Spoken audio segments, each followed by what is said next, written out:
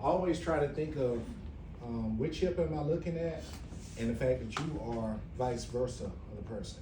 It's a lot of therapists, and I make mistakes too, especially with my left and right when I'm looking at somebody in the bed.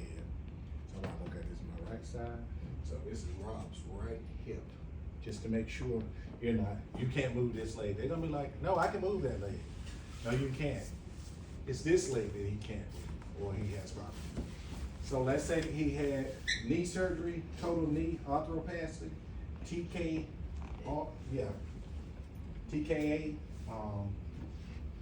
So same thing. Can you come up on your elbows? Yep.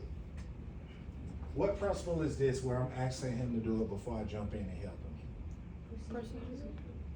Not that as much as possible, as normally as possible. So we don't want to jump in and start helping him when we don't have to. So back in movement days, this is what we talked about, remember? Can you come up on your hands?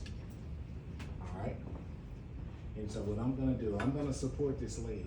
I want you to move this leg, a little at a time. So when we ask them to scoot their hands back, or would they already be back? Can you walk yourself around? Yeah. What do you mean, scooting their hands back?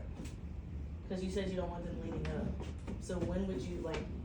So now, do I need to be concerned with that on this one? Because it's not a hip. Oh. This is a knee.